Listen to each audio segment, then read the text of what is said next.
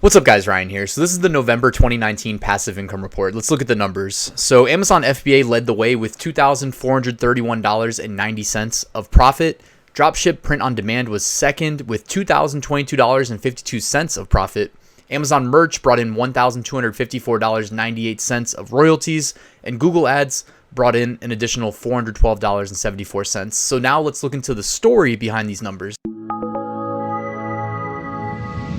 So Amazon FBA, I did 2,378 sales, bringing in $45,764.75 of revenue, of which I kept $2,431.90 as profit. My gross margin was 5%, and this can really be attributed to the higher storage fees on the month. Like you can see here, look at the very first day of November, it dips down into like negative 3,000 something dollars on the day, and that's because that's when they billed me for the fourth quarter storage fees, where they like triple and quadruple the fees.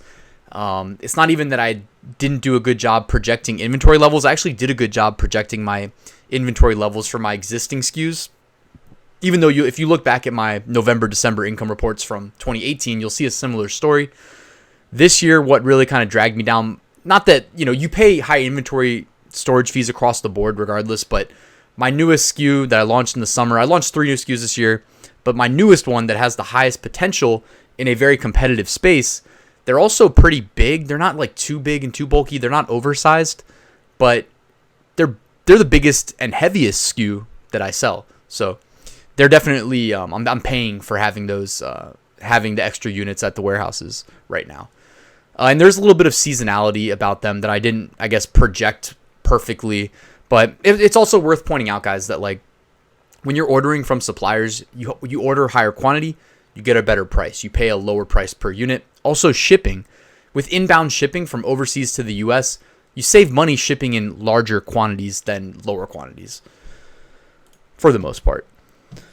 Down here, looking at my product sales and profitability, the one thing I wanted to point out was the third SKU there.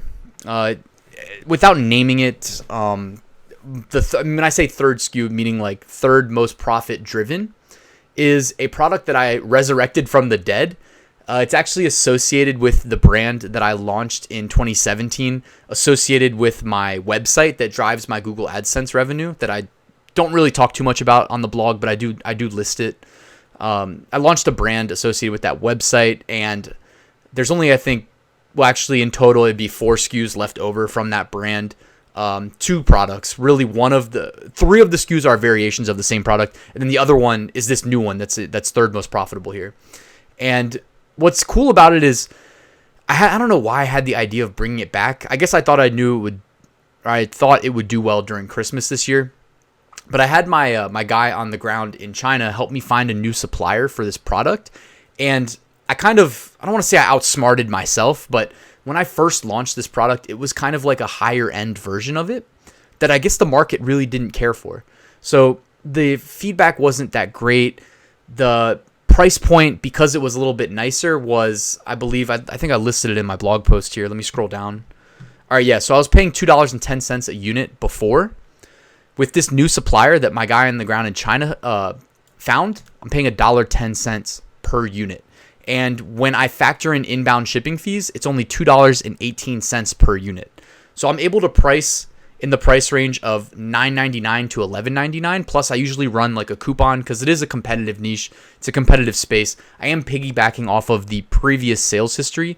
So when I basically had it out of stock for like a year. As soon as the inventory got back, though, it wasn't the same as me launching a new product. It was able to benefit from the previous sales. Then I had to just update the pictures, update the keywords, update the description, etc. And honestly, I don't think anybody noticed that it was an old listing. And you're not, by the way, P.S., you're not supposed to do this. Just so you guys know, this is against the terms of service. So, but either way, no one knows what the product is. So I'm definitely not going to get in any trouble for doing it. Hopefully not. Knock on wood. But yeah, you're not supposed to do that. But if you can get away with it, people do this all the time, to be honest. Like, it's not something that's new. It's not some crazy idea that I just came up with. People do this all the time. Even with listings that aren't their own. They'll find somebody else's dead listing, resurrect it, and change it. So anyways, here's my campaign manager stats. My spend went up, sales went down, ACOS went up, as you would expect. And this is really just due to me trying to move additional units of that one new SKU specifically. I went in, looked at the keywords that were converting highest and increased my bids. Really just trying to drive some additional sales because every unit that I sell, I'm not paying that higher storage fee for in November, December. So that's really my thought process there. I knew that it would cut into my profit margins, but it's calculated risk because keep in mind also, guys, each one of those sales, whether it's from advertising or organic, are going to boost the organic rank of that product relative to its competition. Last thing I wanted to make a note of, I reached an agreement with an Amazon selling agency that basically you can outsource like various seller related tasks to. And they actually reached out to me about it because I had done a short write-up about them in the past on my blog. They noticed it was driving some decent traffic their way and they were making money off that. And they said, hey, how about we do some work for you pro bono? You review us, give an honest review. I'm always keeping it real. So if it's good, I'll let you know. If it's bad, I'll let you know. But anyways, they're going to help me optimize that new SKU that I keep referencing and hopefully benefit, the conversion rate, the organic sales rank, everything about it, using some of their services. And then you'll hear back from me on how that works out. But I just want to put that on your radar. Just talk to them, talk to the president of marketing a week ago. So I'm looking forward to that relationship. All right, Amazon merch. I did 388 sales, generating $7,685.34 of revenue, of which I kept $1,254.98 as royalties. My average royalty was $3.25. USA drove the majority of the profits, $1,211. UK brought in 1993 sterling pound, and Germany brought in 1575 euro. I always see the symbols and I get confused, but I think I got them right. So I still do upload the majority of my higher quality designs. At this point, they're pretty much already re-uploaded there. Now that the time limit of the listings is 365 days, like I'm good for a year. But all the new designs that I've been doing, I have not been really uploading to UK and Germany because I've figured out a new workflow that I'll talk about in a second, but I'm really going to try to focus on just standard t-shirts in the United States. Basically like the highest volume moving product in the highest volume market and not use upload slots on the foreign markets that I'm not sure because I'll tell you about it in a second. But let's look at the sales data here. So basically it was mainly organic evergreen sales. Didn't do any more than 14 sales of a single product on the month. The funny thing I'll point out is that the first one you see listed there, 14 sales for $0 royalties. I had basically launched like a brand under it was aimed towards Halloween sales. And I was hoping, because I saw the potential, that I'd get some earlier sales. Like if this 14 sales could have came through in October instead of November, that would have been great because they really are slanted towards more Halloween, I'd say. Either way, somebody decided to buy 14 of them in November, so I had them priced at $13.07. I made $0. I guess the only benefit is I got 14 sales towards tiering up from tier 20,000 to 30,000, I think is what's after. Also, I just wanted to note that I had this one product that I sell, and I've mentioned it before in my income reports, but I'm selling it at $24.99, which, by the way, I'm wondering if people who don't have Amazon Prime hate me for, because it's like, if it was $25.00, if it was just a penny more, they'd get that free Prime shipping, or not free Prime shipping, but free shipping. Anyways, I know who doesn't have Prime these days, so who cares, but I'm selling this at $24.99, and I sold 7 of them on the month, bringing in $63.07 of royalties. So that's worth pointing out there. $9.01 royalty per sale. So my recommendation is just experiment. If you have some good selling t-shirts, experiment with pricing them higher. You really don't have anything to lose. I guess you have potential sales to lose if you think that from the customer perspective, they won't buy because of the higher price point. And I mean, there's definitely a case to be made that lower pricing converts better because it does. I mean, it's a fact. Also, when customers search for price low to high, you're doing yourself a favor by pricing as low as possible. But I've been getting sales of this one shirt specifically. It's performed well at the $24.99 point. So it's definitely possible. That's all I wanted to say. Then also this last workflow that I've really been kind of working on and refining throughout November, specifically very heavily focused on. Essentially what I'm doing at a high level is automating the creation of designs through like variable keywords for the most part, and then using like automation uploaders, getting them uploaded to Amazon merch as well as other print on demand platforms, and then taking advantage of the free tools like my friends at Merch Titans. They have a PNG to KDP tool. It's completely free to use. I just take those designs, upload them there. But I say upload. You don't have to upload them. It literally just runs it on your computer, converts them from Amazon merch to KDP. Then I upload them to KDP, and it's been working so well. Like right now, I'll show you. Hold up. So this is my sales for today. I mean, it is Cyber Monday, so I'm not trying to like act like this is a regular day of sales, but this right here, this 8 sales for $23.44. This shirt I made as a part of like a bulk batch and a bunch. I mean, literally, like I don't want to show you the actual niches, but at least 3 or 4 are from the most recent bulk batch of shirts that I made. So I mean, there's a lot that I'm excited about. It has massive potential in my opinion, and I'll talk more about it in the future, but that's really the workflow. And then there was one last step that was really the icing on the cake for me personally that I think a lot of other people would benefit from, that it was a huge difference maker that I don't want to talk about in this video, so I'm going to save it. But it's nothing crazy. I'm not trying to be like, oh, I'm a marketing guru, let's lie about how everybody's going to make a lot of money on merch. It's not like that. It's very practical. Everything on my channel is, I hope, is practical. This workflow that I'm talking about has to be practical because, guys, I work 2 jobs. And then I'm doing these videos. I don't have time to be like designing and uploading to Amazon merch, but you're seeing I'm still achieving success with new SKUs, new products.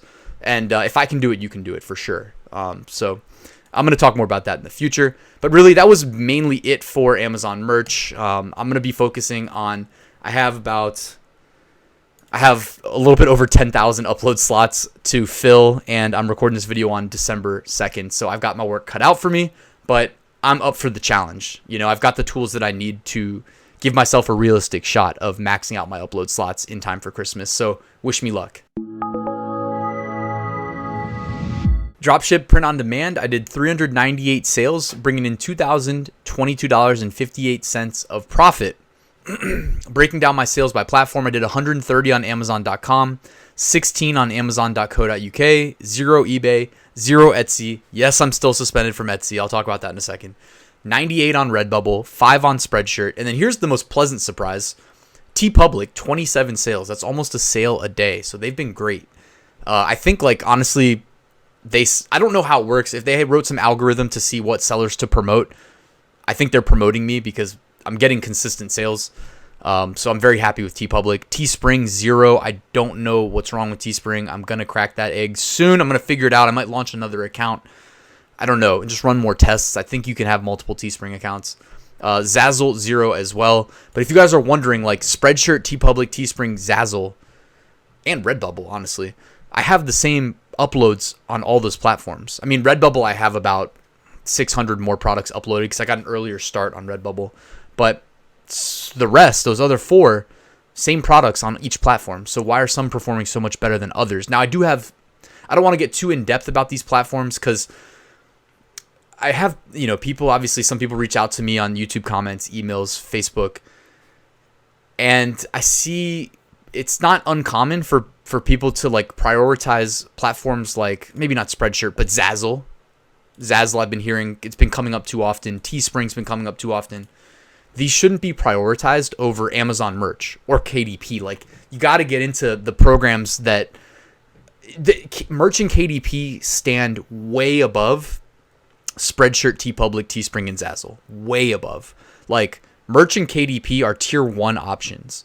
They're Amazon run programs. So Amazon is the seller of these products. There's no money required to participate. It's just apply and get in and then start selling on the world's largest marketplace, or with KDP, marketplaces, plural. You got to prioritize those. Tier 2, I'd say, is like Amazon, Seller Central, Printful integration, selling FBM products, Printful Etsy for sure is up there, and then Redbubble should be up there too. And it's really kind of a function of like web traffic that they get. You know, how much money can you make through just organic listings without having to pay to promote them? And there's definitely more money to be made there than there is on, and this is generally speaking. It doesn't mean that there's not people absolutely killing it on Spreadshirt and Teespring and TeePublic and Zazzle. But in terms of like likelihood of you succeeding and achieving maximum success, it's really tier 1, tier 2, tier 3. And tier 3, Spreadshirt, TeePublic, Teespring, Zazzle. TeePublic for me has been the best, but I know other people are killing it on places like Teespring and Zazzle. But anyways, just set your priorities is really what I wanted to say. All right, so I released a video earlier in November about me being suspended, kind of elaborating on the suspension from Etsy.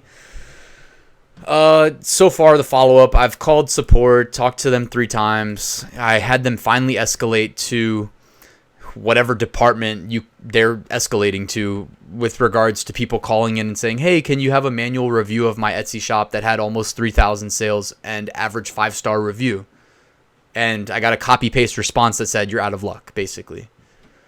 I responded hoping the human would see my response, and then I got another follow-up that said, you're out of luck, essentially. And not in those words, but basically that's what they said. So they just don't care.